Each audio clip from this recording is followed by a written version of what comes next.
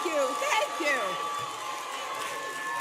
Oh, it is so wonderful to be here with all of you on behalf of the Children's Defense Fund. I was listening backstage as Marion went through the 45 years that we have known each other, and even reminded me of some things that I had not recalled, namely that this event was the very first event that my husband and I went to after he was elected president. And so it's especially poignant and meaningful to me to be here again with all of you. And I want to start by congratulating the terrific young people that we are celebrating tonight.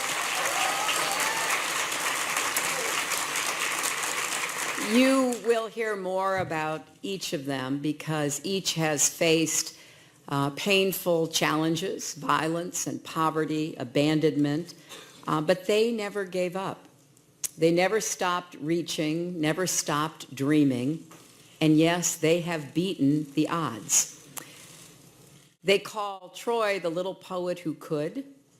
He's an artist on the basketball court and a flourishing writer in the classroom, and he dreams of becoming a filmmaker.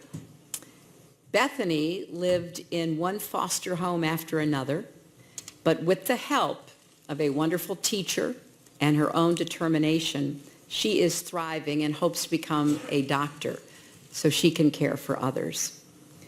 Carlos left a difficult childhood in Guatemala, made it to America all by himself. Then he took a second journey, making it all the way to college, where he is studying to become an engineer. Janet's secret weapon is her beautiful voice and her musical talent. Music has helped her overcome every obstacle that life has thrown in her path. And Yushabel persevered through domestic violence at home and bullying at school, and found her voice producing a student television show at school, and now she has set her sights on becoming a journalist.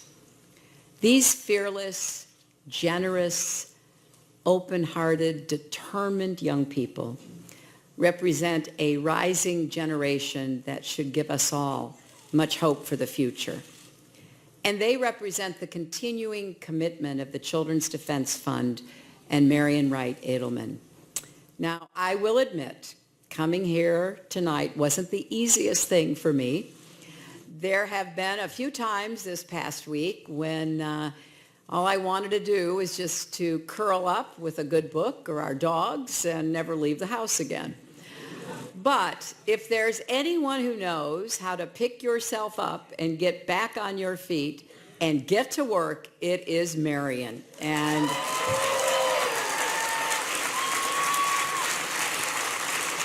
she has been doing it all her life, and she has been helping the rest of us do it too. I am as inspired by Marion today as I was the first time I met her 45 years ago. And she told the story. I was a young law student. I had lots of hopes and expectations about what a law degree would enable me to do. I had the words of my Methodist faith ringing in my ears: do all the good you can for all the people you can in all the ways you can, as long as ever you can. And she was the crusading legal activist, also a graduate of Yale Law School. And she was translating her faith into a life devoted to children's service and social justice. Observing that, being part of that, is one of the greatest gifts anyone has ever given me. Because I often thought about Marion's journey, about the stony roads she walked, the bitter rods she endured, and how she never lost her faith and kept her eyes on the prize. I think of her taking the bar exam in Mississippi, the first black woman ever to do so, and then opening offices for the NAACP and a Head Start program for children who desperately needed it. I think of her with Robert Kennedy in a tiny shack in the Delta, opening his eyes to the realities of poverty in America. I think of her with Dr. Martin Luther King Jr., starting the Poor People's Campaign and dreaming of an America of equality and opportunity.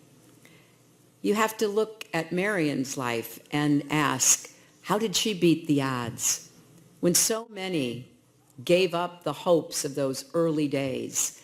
For Marion, it has always been about children and families. That's what matters, and that's what has kept her going. Helping to open public schools to children with disabilities in the 1970s, an effort I was honored to be part of. Working to expand Medicaid in the 1980s to cover more pregnant women and more children in need. Standing with me and others in the 1990s to create the Children's Health Insurance Program, improve foster care, and create Early Head Start.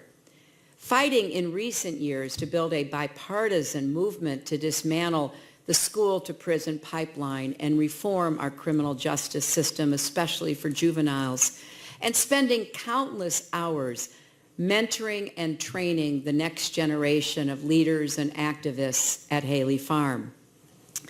Under Marion's leadership, the Children's Defense Fund works to give every child a healthy start, a head start, a fair start, a safe start, and a moral start in life. And I cannot think of a more noble or necessary mission. No matter what the setbacks, she has always believed in the words of Dr. King, often repeated by President Obama, the arc of the moral universe is long, but it bends toward justice. Now, sometimes it can feel awfully long. Believe me, I know, but I also know it does bend. It bends toward justice because people like Marion and so many of you, and there are people in this audience I have had the privilege of working with and admiring for so many decades. You refuse to stop pushing, and when you get knocked down, you get back up. I often quote Marion when she says that service is the rent we pay for living. Well, you don't get to stop paying rent just because things don't go your way. I know many of you are deeply disappointed about the results of the election. I am too, more than I can ever express. But as I said last week, our campaign was never about one person or even one election. It was about the country we love and about building an America that is hopeful, inclusive, and big-hearted. I didn't get into public service to hold high office.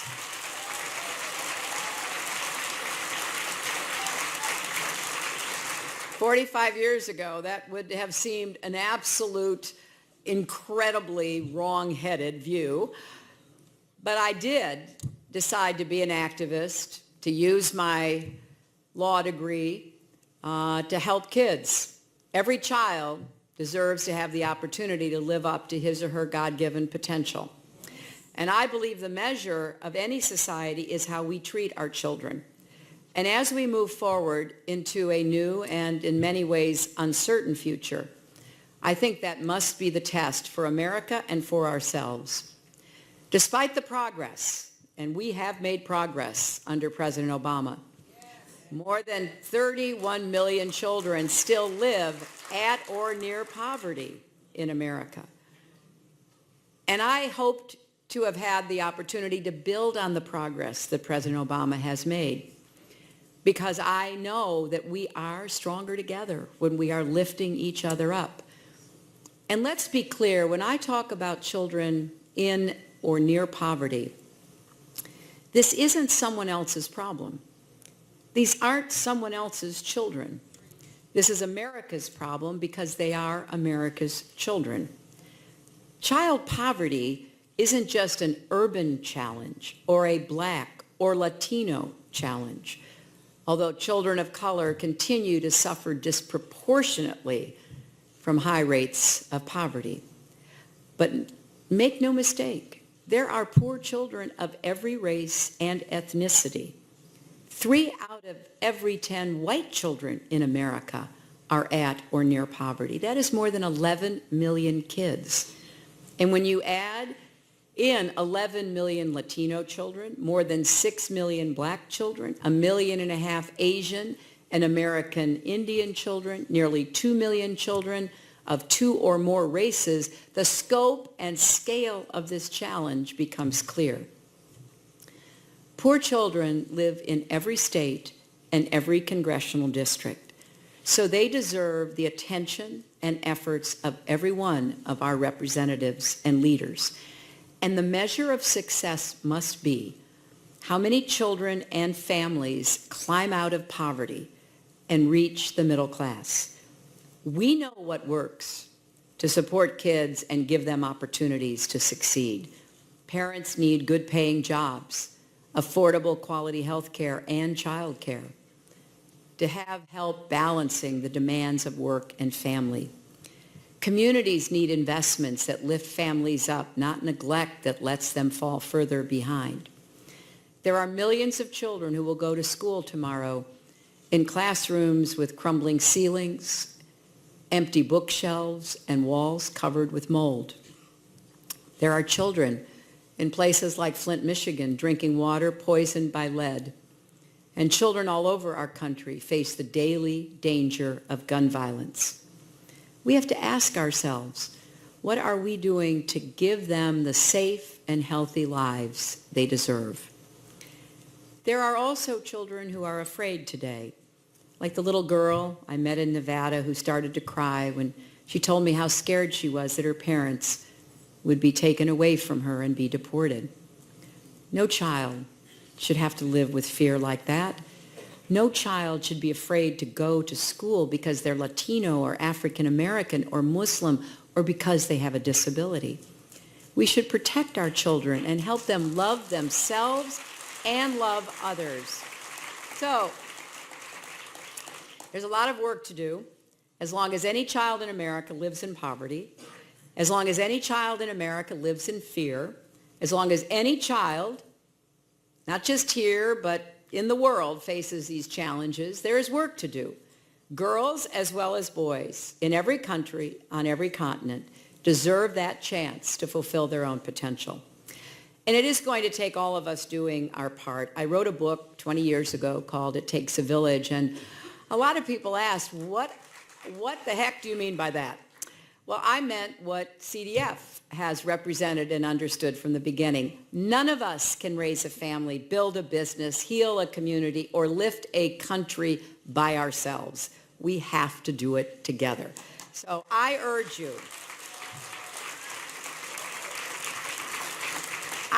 you, please don't lose heart. Don't give up on the values we share. Look at the young people we are honoring tonight. If they can persevere, so must all of us. And if Marion has taught us anything, it's there are so many ways to make a difference. Organizations like CDF have never been more important. Businesses, philanthropists, foundations, congregations of every faith have to step up too, because there's work to be done in every community, debates to be joined in city halls and state capitals. And even if it may not seem like it right now, there is common ground to build on. A lot of governors and legislatures and mayors are pioneering new ways to support parents and provide children with early learning in red states as well as blue states. Many of our most important accomplishments for the well-being of children and families have come from both parties working together, like the Children's Health Insurance Program. That could never have happened without Republican leaders. Now it covers 8 million kids. And even in this presidential campaign, for the first time ever, a broad consensus emerged about the importance of affordable, quality child care and paid family leave. So we have work to do. And for the sake of our children and our families and our country, I ask you to stay engaged. Stay engaged on every level. We need you. America needs you. Your energy, your ambition, your talent. That's how we get through this. That's how we help to make our contributions to bend the arc of the moral universe toward justice. I know this isn't easy. I know that over the past week, a lot of people have asked themselves whether America is the country we thought it was. The divisions laid bare by this election run deep. But please listen to me when I say this. America is worth it. Our children are worth it. Believe in our country, fight for our values, and never, ever give up. Because over the past 2 years, I've met so many people who reaffirmed my faith in our country, all kinds of people, young people starting businesses, people working in every way they could to make the world a better place, police officers who put their lives on the line, members of communities who worked with the police to try to keep everybody safe, immigrants who worked so hard to become citizens, and so many people who work long hours caring for children and the elderly, even when the pay is not enough to support their own families. I met and had the chance to work and travel with mothers who lost children and turned around and started a movement for peace and justice.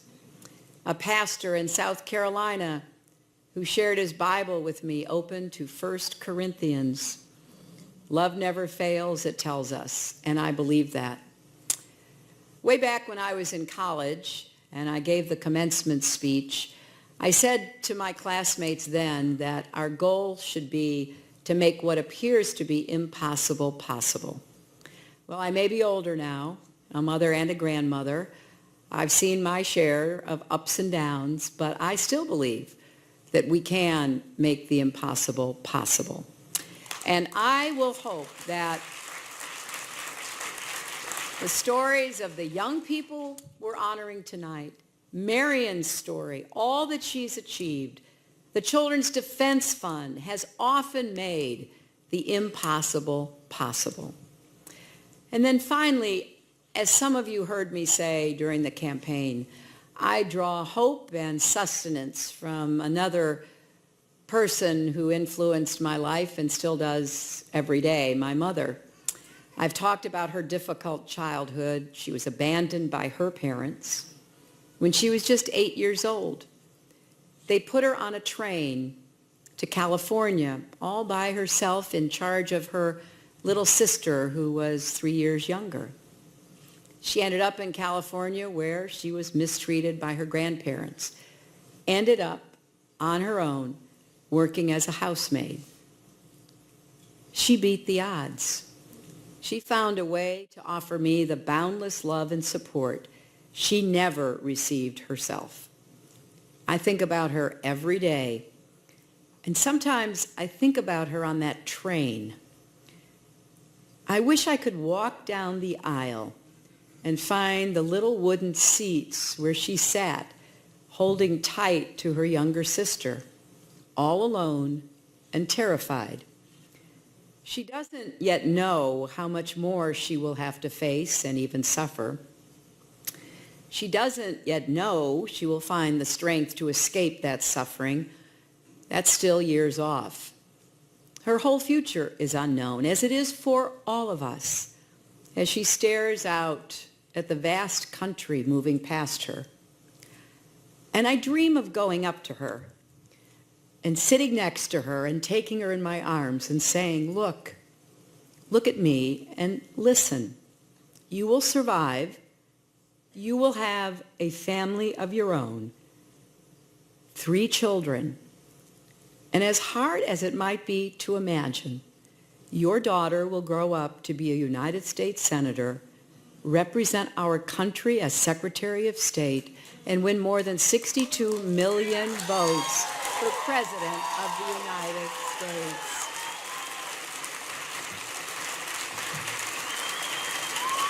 Now,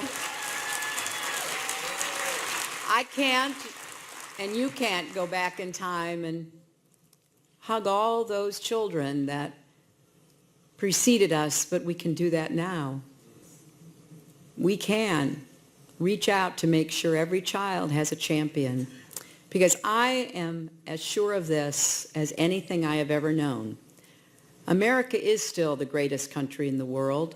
This is still the place where anyone can beat the odds. It's up to each and every one of us to keep working to make America better and stronger and fairer.